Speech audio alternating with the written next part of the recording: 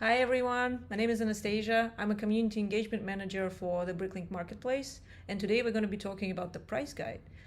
It's going to be a little bit of an overview of what the price guide is, how you can use it, and we're going to go through the 3 basic tasks that you can perform either with your store or with your catalog by using the price guide. So I guess the main thing that I wanted to maybe highlight first is the features in the price guide that you can use either when you're pricing your collection, or when you're pricing the items that you're about to upload in your stores. It's used very widely by all of us BrickLink users. So let's start first with just looking at the price guide and what it looks like. I'm going to use this item as an example, and why this item? Because actually, if you look at the BrickLink statistics that you can find right here,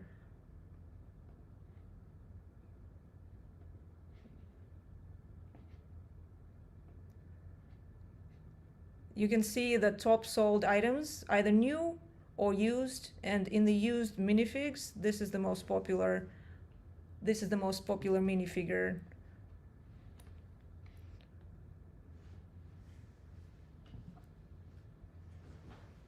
Okay, let's go to the price guide tab first. So you can see there are multiple tabs here, items for sale, where you can kind of see the items that are listed in the stores, and then you can also see the price guide tab. Let's take a closer look at it. So you can see here we have the 6-month sales and we have the current items for sale. Based on what your goals are in gauging the price of the item, we still recommend looking at the 6-month sales, because that shows you the actual price that the items were sold for.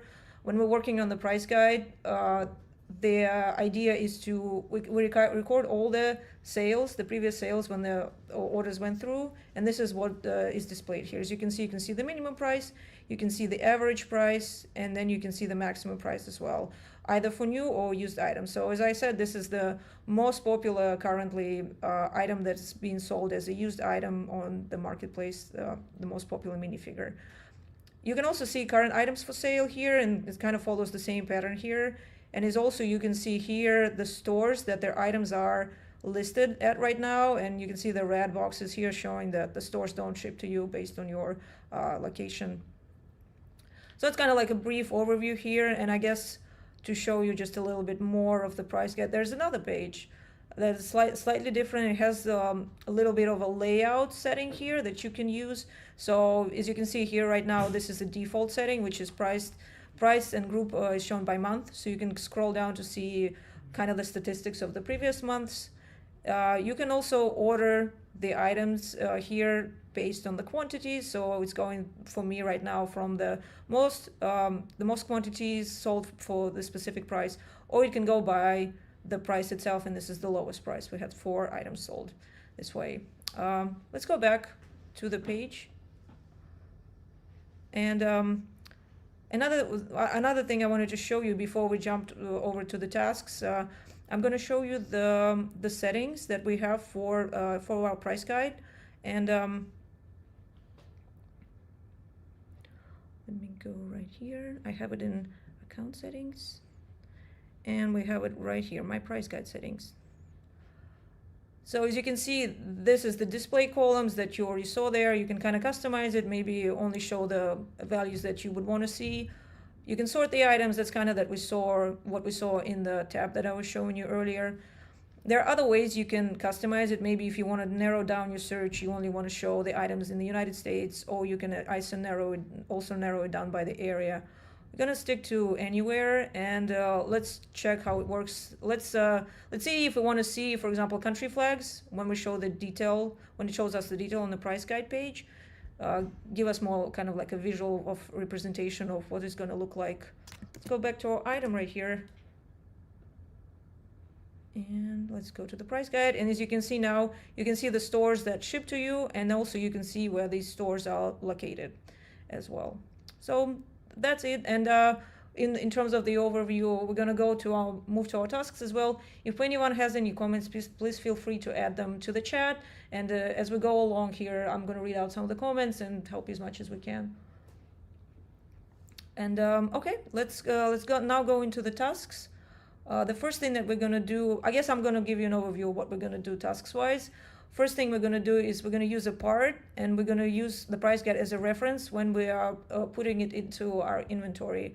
The second thing we're going to do is we're going to do the same thing but with the set. And the last thing we're going to do, and it's the most interesting one, is the for my opinion, it's parting out a set, because there are a lot of settings there that you will be able to see once you put it in the inventory, and I guess like the role that the price guide plays in these steps when you're parting out a set. So let's go ahead and I guess there are some questions here. Let's see. Jeff Stahl is asking, would love a price guide history of a part. That is an interesting suggestion. For some parts, for sure, I feel like there is some information that I feel would be very interesting for, especially for our most popular parts. So yeah, that's definitely something we would consider. Okay, and then let's move on to the first task that we have, which is using a part. And let's put maybe like an easy part to start with.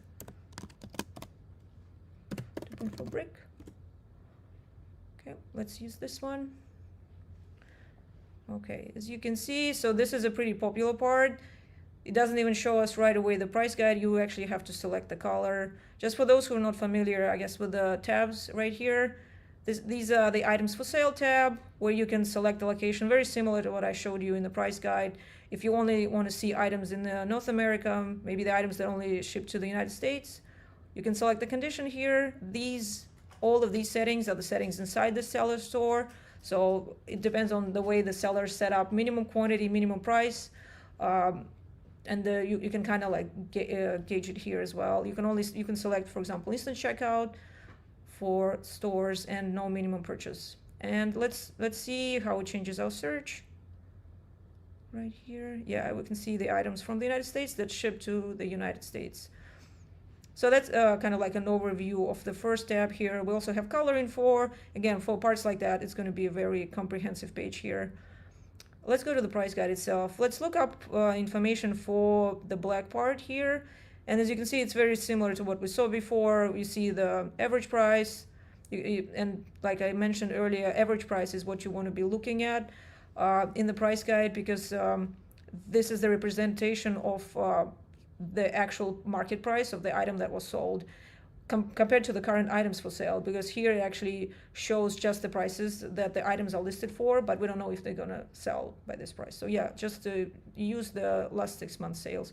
So let's see, let's add the item to the inventory here, to our inventory here, and let's go ahead and to my store inventory. You can see it shows us the category. A lot of the fields here are already pre-filled. You can view the image. It won't really show because it's a pop-up. We have the color pre-filled. We have the comments. I'll be talking about comments a little bit later when we talk about parting out. And let's put in the quantity. We're gonna add just one for now. And this is when the price guide comes into play. Let me show you. So we have the price guide here. It's kind of like a minimalized version of what we saw earlier. It shows you the lots. And again, we can see the 6 months sales and the lowest and average. Let's go with the average of 13 cents. Oh. Right here.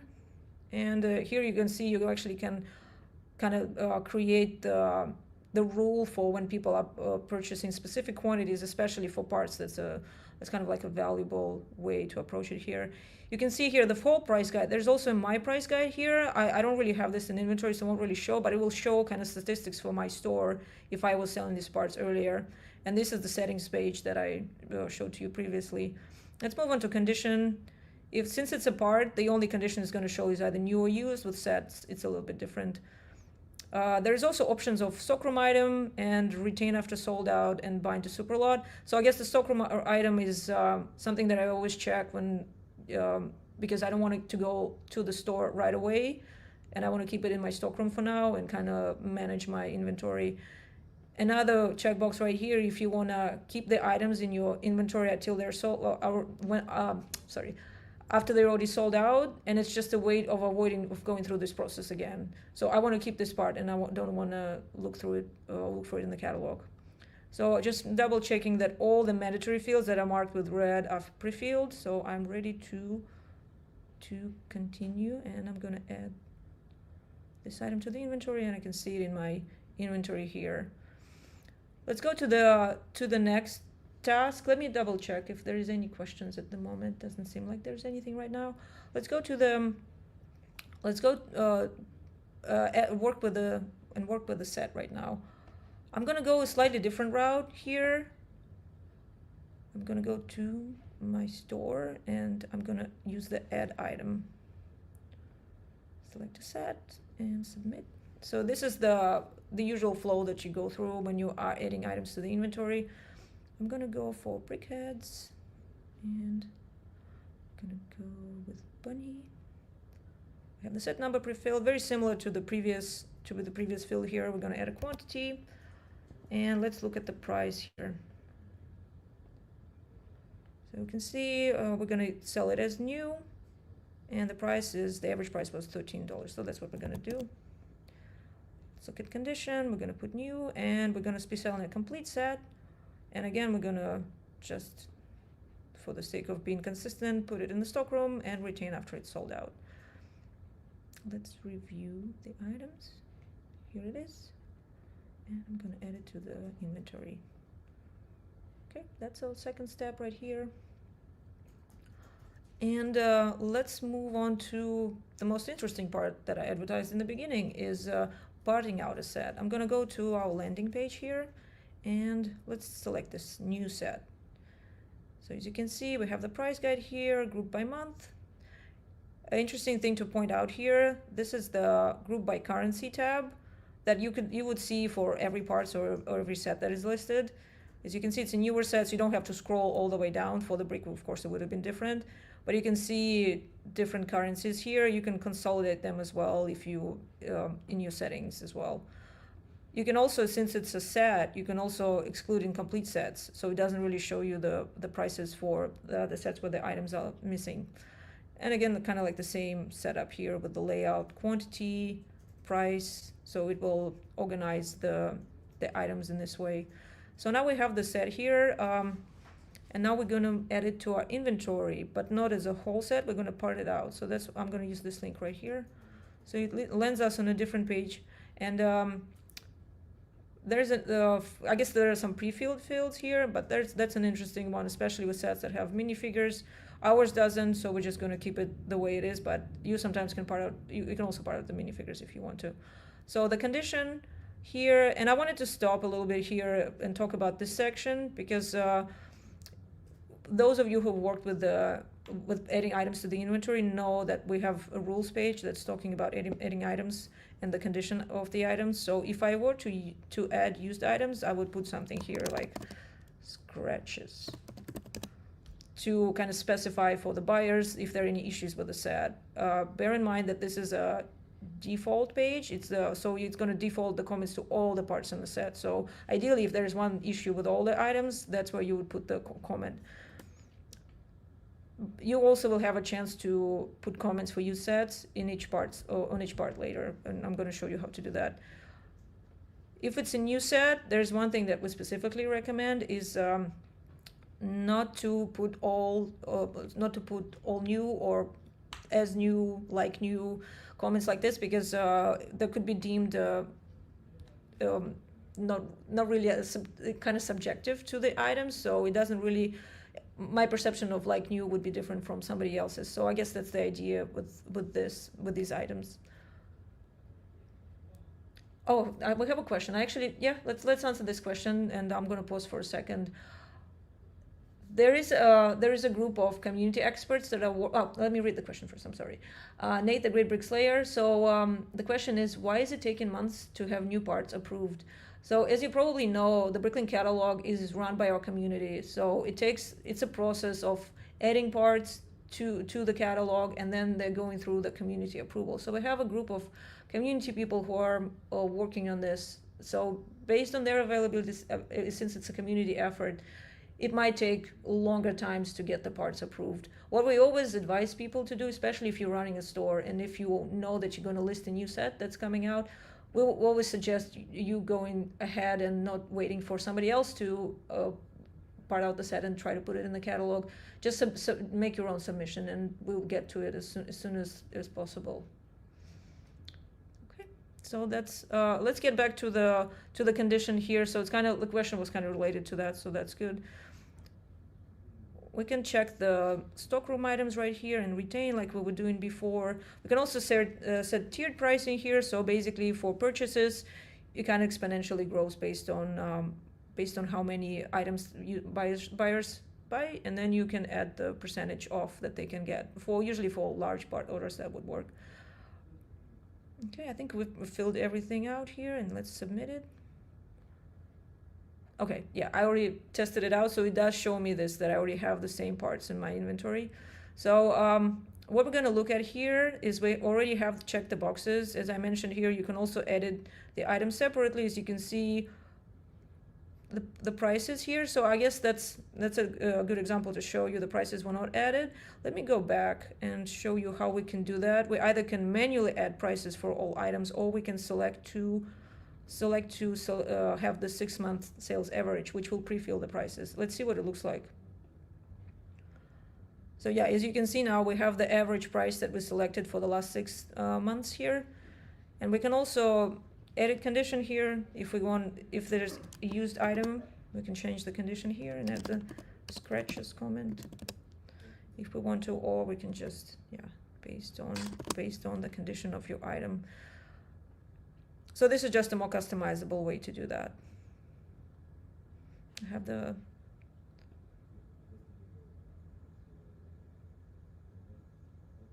verifying the items. Well, let's verify the items. Let me check the comments that we have. So Kevin Foster is asking, can't you get the part inventory information from the company that owns you? Yes, we actually had this question before. I guess the main thing about BrickLink itself, it's a community site. It's been a community site from the very beginning. I guess I guess the main thing is we're still driving the site by the effort of the community, and that's very important. The community input is important for us. So that's why we just want to let people go with adding the parts and kind of have this ownership of adding the parts to the catalog. And as I mentioned before, if you're ready to add the item to your store, that's your chance to do that, and you can have you would know that this is the item that you submitted that you're gonna have in the catalog. So it's kind of like a little bit of a sense of ownership of the particular parts. Let's see the next question. Okay, let me. I'm sure I'm gonna read it wrong. So Lego Tours and I want to start BrickLink. I'm 13. I get my parents to set it up and run it. BrickLink is a 18+ platform. We love it that we have fans, younger fans than that, but unfortunately you will have to wait until you're 18 years to use our platform. So we'd love to see you come back to us in 5 years. Drew Solander, can we please get a save feature when parting out sets? That has been brought up before. That's a very good point. Yes, that would be a good way of minimizing, I guess, the steps that you would need to take. Thank you for the input. Okay, we had our parts verified now, so we can move forward. You can double check here. We have the quantities. We can see that it's going to be first put in the stockroom for us, and that the item will be retained if it's sold out. Just one more kind of point about the stockroom itself. Why it's advised to have items in the stockroom is that you have more of a control of your inventory, and if you don't have to close your whole store if you are working on specific parts. So the stockroom is just kind of like a separate bucket where you can keep your parts and sets. Let's go down, and we're gonna upload the items. We can see the items themselves, the unique lots, and and the inventory has been updated. Okay, let's see, there are some more questions. Let me look at the questions. Drew Solander, can we please get it? Oh, that's the one. Okay, good. That's it for the presentation. I was wondering. Okay, and I guess I don't have anything else. If you have any questions, please put them in the comment section. I also wanted to thank everyone for joining us today, for providing your feedback. We would love to hear more of your feedback. Please reach out to the forum. We would love to talk to you on the forum, or reach out to our help desk. Use our help pages and we'll be working on updating our help pages too, to reflect the changes that are happening on the site. So there are many exciting things that are coming. So we're looking forward to going through those changes with you. Oh, there's another comment. Okay. Bow-tied trombone. When purchasing items of a wanted list, I have been told that setting a color of a piece is not applicable is the best way to automatically select the cheapest option. Is that true? It's an interesting question. I will not be able to tell you right away. The only thing I can tell you, I guess, about the parts, the colors themselves. So I guess the difference between when you're uploading a part and if you're having a unique lot. If you have a specific part in a specific color, it will be identified as a separate lot in your inventory. When you saw me upload the last item, it did show you the parts separately. It's like 300 parts, and then there was a different number of unique lots. So unique lots are the same parts which are in specific colors. So you have two different lots, say for example of a blue 2x4 brick, and then you have a separate lot of black 2x4 brick. But they're the same part, but they're different colors, so they're considered unique lots. So that might be tied to that. Okay.